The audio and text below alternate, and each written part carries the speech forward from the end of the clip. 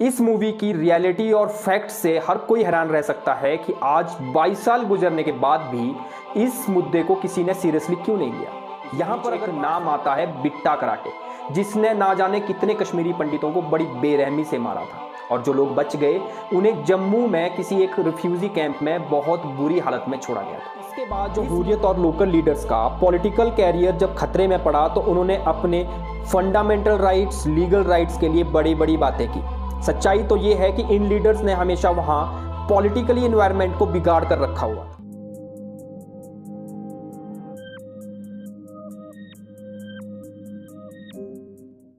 आज का दौर ऐसा है कि अगर आपकी जमीन पर महज 1 फुट पर भी कोई अपनी बिल्डिंग को बढ़ा देता है तो आप सीधा कोर्ट पहुंच जाते हैं, इस उम्मीद से कि आपको जस्टिस मिलेगा। लेकिन अगर आपको आपके ही घर से रातों रात निकाल दिया जाए तो आपने कभी ये सोचा ही नहीं होगा, क्योंकि कहीं ना कहीं हम सबके दिमाग में ये है कि इस देश का कानून ऐसा होने ही नहीं देगा। द कश्मीर फाइल्स मूवी अभी इसी महीने रिलीज हुई, जिसमें कश्मीरी पंडितों के बारे में बताया गया कि किस तरह उन्हें अपनी जमीन और घर को कैसे छोड़ना पड़ा।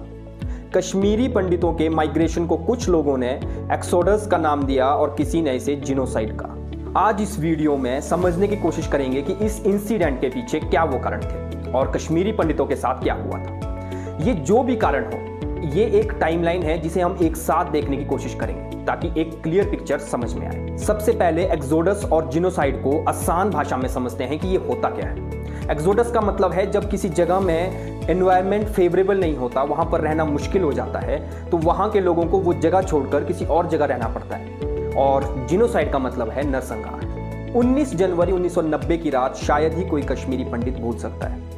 ये वो रात है जब कश्मीरी पंडितों को हर मस्जिद में लगे माइक से धमकियां दी जा रही थी। बोला जा रहा था या तो इस्लाम कबूल करो, या कश्मीर छोड़ दो, या मर जाओ। अगर कश्मीर की हिस्ट्री पर नजर डालें तो वहां पर महाराजा हरि सिंह का राज था।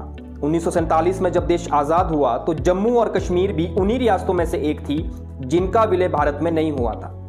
इसके बाद जब पाकिस्तान ने कश्मीर पर हमला किया तो प्रधानमंत्री श्री जवाहरलाल नेहरू ने राजा हरि सिंह की मदद एक शर्त पर की, जिसमें पहले जम्मू और कश्मीर को भारत का हिस्सा बनना पड़ेगा और बाद में जब सब कुछ नॉर्मल हो जाएगा तो लोगों के बीच प्लेबिसाइड करवा लेंगे, जिसमें जनता खुद डिसाइड करेगी कि उन्हें आजाद रहना है या फिर भारत के साथ रहना है। लेकिन जब प्लेबिसाइड नहीं हुआ तो लोकल लीडर्स ने विद्रोह करना शुरू कर दिया।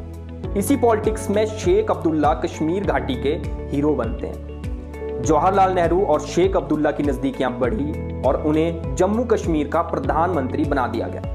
कश्मीर में 1965 तक मुख्यमंत्री की जगह प्रधानमंत्री होते थे और 2019 तक उनका अपना संविधान और झंडा था। टाइम के साथ साथ इंदिरा गांधी की सरकार आई और शेख अब्दुल्ला ने भी अपने बेटे फारूक अब्दुल्ला को 1982 में नेशनल कॉन्फ्रेंस पार्टी की कमान संभाली। कुछ टाइम बाद फारूक अब्दुल्ला और इंदिरा गांधी के बीच जब रिलेशंस उतने सही नहीं रहे तो कांग्रेस ने सरकार से अपना समर्थन वापस लिया और गुल मोहम्मद शाह को आगे किया और उन्हें 1984 में नया मुख्यमंत्री बनाया गया। गुल मोहम्मद शाह का एडमिनिस्ट्रेशन पर बिल्कुल भी ध्यान नहीं था, इसीलिए जो भी डिसीजन लिए जा रहे थे वहां पर सेंटर का एक बहुत बड़ा रोल था। ये वही टाइम है जब राजीव गांधी पीएम बनते हैं 1986 में और फारूक अब्दुल्ला को वो अपना समर्थन देते हैं। उनके बीच एक डील साइन होती है, फारूक राजीव एकॉर्ड, और एक बार फिर कांग्रेस फारूक अब्दुल्ला को नेशनल कॉन्फ्रेंस पार्टी को अपना समर्थन देती है। इसी बीच यूपी में बाबरी मस्जिद के ताले तुड़वाकर पूजा करने की जो परमिशन दी गई, उससे हिंदू मुस्लिम की पॉलिटिक्स इतनी अग्रेसिव हो गई जिससे कश्मीर में मंदिरों को तोड़ा फोड़ा गया। ये कश्मीर के बुरे दिनों की शुरुआत थी। जब फिर से 1987 में नए इलेक्शन होते हैं तो इस इलेक्शन में मुस्लिम यूनाइटेड फ्रंट और हुर्रियत के बड़े बड़े नेता हार जाते हैं। काफी लोगों का कहना था कि ये इलेक्शन फेयर ही नहीं थे और इससे लोगों का गुस्सा और बढ़ गया और घाटी में मिलिटेंसी का लेवल भी बढ़ गया। वैसे तो 1980 के दौर से ही कश्मीर में मिलिटेंसी शुरू हुई जब यूएसएसआर ने अफगानिस्तान पर हमला किया था और यूएसए ने यूएसएसआर को रोकने के लिए पाकिस्तान के थ्रू अफगानिस्तान में अपने हथियार भेजना शुरू किए थे।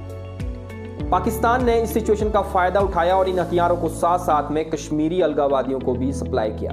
कश्मीर में मिलिटेंसी की पकड़ कब एकदम से मजबूत हो गई, भारत सरकार ने सोचा तक नहीं था। 1990 के शुरुआती महीने में ही कश्मीरी हिंदुओं के खिलाफ प्रोपेगेंडा चलना शुरू हो गए थे।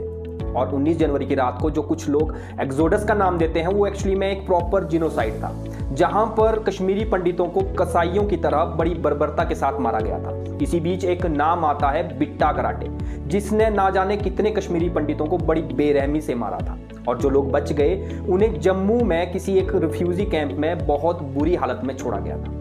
इस मूवी की रियलिटी और फैक्ट से हर कोई हैरान रह सकता है कि आज 22 साल गुजरने के बाद भी इस मुद्दे को किसी ने सीरियसली क्यों नहीं लिया। यहां पर अगर बात सरकार पे भी ली जाए तो कांग्रेस हो या बीजेपी, किसी की भी सरकार हो, किसी ने कोई इंटरेस्ट नहीं दिखाया।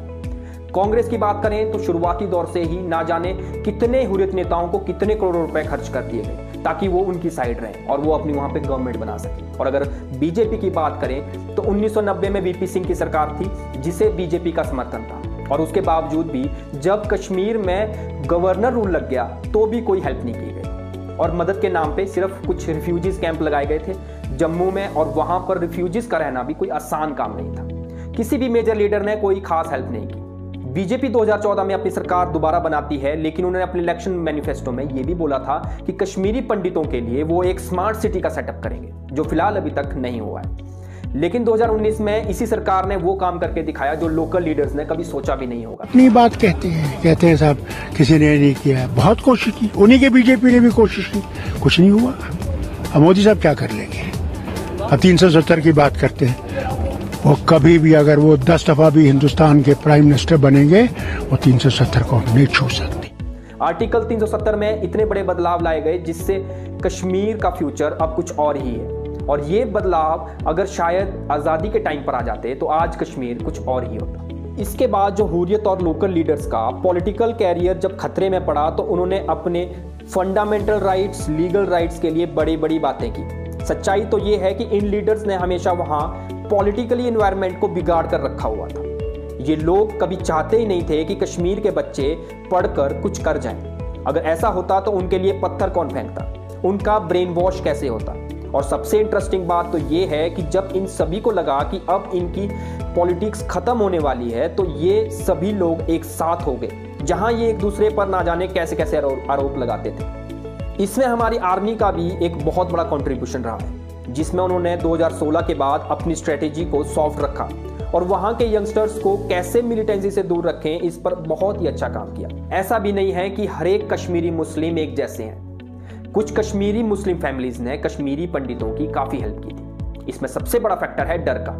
इसी डर की वजह से आज भी कश्मीरी पछतावा करते हैं कि उन्हें डर के मारे जो अपने बच्चे मिलिटेंसी में गए उन्हें रोका क्यों नहीं। और कुछ कश्मीरी पंडित आज भी उम्मीद लगाए बैठे हैं कि उन्हें जस्टिस मिलेगा, और कुछ ने तो उम्मीद ही छोड़ दी है।